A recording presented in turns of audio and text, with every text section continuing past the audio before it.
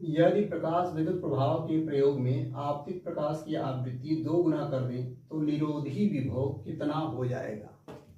सवाल photoelectric effect से है। इसमें कह रहा है कि जो लाइट आपतित हो रही है उसकी फ्रीक्वेंसी को 2 गुना कर दिया जाए तो आपका जो स्टॉपिंग पोटेंशियल है वो कितना हो जाएगा।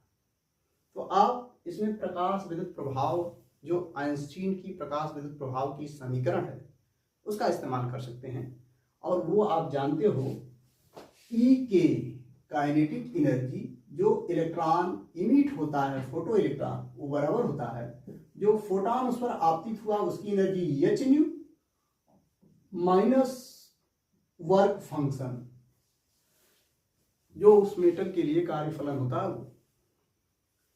काइनेटिक एनर्जी जो maximum kinetic energy photo electron की होती है उसको रोकने के लिए अगर स्टॉपिंग पोटेंशियल V नॉट हो तो E के बराबर होता है EV नॉट, अर्थात E के की जगह आप लिख सकते हो EV naught. V stopping potential है, E इलेक्ट्रॉन का चार्ज है। तो ये फार्मूला आपका बन जाता है EV naught equal to h nu और माइनस W। ये आपका फार्मूला हो गया। हमको V नॉट प्राप्त करना है लेकिन कह रहा है फ्रीक्वेंसी को हमने क्या कर दिया, डबल कर दिया। दो केसेज हैं। हम मान ले रहे हैं कि पहले केस में जो फ्रीक्वेंसी है उसको कर रहे हैं ν1 है तो वो ν के बराबर मान रहे हैं। दूसरे केस में वो फ्रीक्वेंसी हम कर रहे हैं ν2 हो जा रही है तो पहले का 2 गुना, पहले ν है तो 2ν कह दे रहे हैं कि हो गई। पहले केस में स्टॉपिंग पोटेंशियल हम V नॉट 1 को मान रहे हैं कि कैपिटल V के बराबर है। यही फ्रीक्वेंसी जब 2 गुना कर दिया तो हम कह रहे हैं कि वो जो स्टॉपिंग पोटेंशियल है V नॉट 2 वो कितने के बराबर होगा वही निकालना है। तो फार्मूला जब रखेंगे पहले केस के लिए, पहले केस में स्टॉपिंग पोटेंशियल V हमने माना तो इसको लिख लेंगे E इंटू V बराबर फ्रीक्वेंसी कितनी है न्यू, तो ये फार्मूला इसी तरह से बन जाएगा EV equal to h nu और वर्क फंक्शन W। ये पहला इक्वेशन। अब कहा फ्रीक्वेंसी कितनी हो गई 2ν, तो हमने कहा स्टॉपिंग पोटेंशियल कितना V नॉट 2, तो लिखेंगे इसको दूसरे केस के लिए EV नॉट 2 बराबर यही निकालना है दूसरे केस में कितना हो जाएगा जब फ्रीक्वेंसी को बदल के 2ν किया। फार्मूला h न्यू की जगह कितना रखना है 2ν, तो h इंटू 2ν और माइनस W, या यही आपका हो जाएगा EV naught 2 equal to 2h nu minus W। ये क्वेश्चन नंबर 2। इस समीकरण 1 और 2 से हम V नॉट 2 को निकाल लेंगे कि पहले से कितना गुना हो जाएगा।